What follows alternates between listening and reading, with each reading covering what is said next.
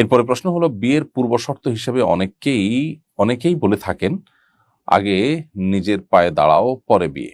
ইসলামে বিয়ের জন্য সক্ষমতা বলতে কি বোঝায়? ইসলাম বিয়ের জন্য সক্ষমতাকে শর্ত দিয়েছে। অক্ষম ব্যক্তির জন্য বিয়ে ফরজ নয়, তাকে ইসলাম বিয়ে করার নির্দেশ দেয়নি। বরং কোনো ক্ষেত্রে অক্ষম ব্যক্তির জন্য বিয়ে করা নিষেধও। সে নিষেধাজ্ঞার মাত্রা ব্যক্তিভেদে পরিস্থিতি ভেদে ভিন্ন হয়, কিন্তু সক্ষমতাটা বিয়ের জন্য শর্ত, এটি ঠিক। আবার অক্ষম ব্যক্তির জন্য বিয়ে আবশ্যক নয়, সেটাও সঠিক।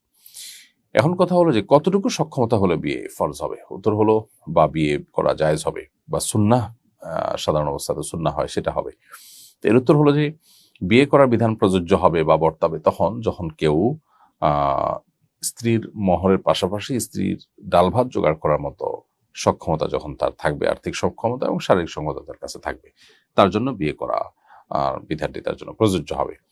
স্বাভাবিক অবস্থা বিয়ে করা তার জন্য সুন্নাহ হবে, আর বিয়ে না করে তিনি গুনাহে লিপ্ত হতে পারেন, এরকম পরিস্থিতিতে তার জন্য বিবাহ করা আবশ্যক হবে। কিন্তু শর্ত হলো দিন শেষে তার কাছে সক্ষমতা থাকা, এবং সক্ষমতার মানে হলো স্ত্রীর মহর এবং স্ত্রীর ভরণ পোষণের জন্য মিনিমাম যে ব্যবস্থাপনা করার প্রয়োজন ততটুকু করতে পারে। এখন আমাদের সামাজিক স্ট্যাটাস মেনটেন করতে গিয়ে দেখা যায় আমাদের অনেক টাকা পয়সা হওয়া ছাড়া আমরা নিজের পায়ে নিজে দাঁড়াতে পেরেছি বলে নিজেদেরকে মনে করি না। এর ফলশ্রুতিতে বিয়ে বিলম্ব হয় এবং যার থেকে নানাবিধ অনাকাঙ্ক্ষিত পরিস্থিতি তৈরি হয়। আজ জেনার যে সয়লাভ হচ্ছে বিবাহ বিলম্ব হওয়ার কারণে, সেটি সবচেয়ে বেশি হচ্ছে।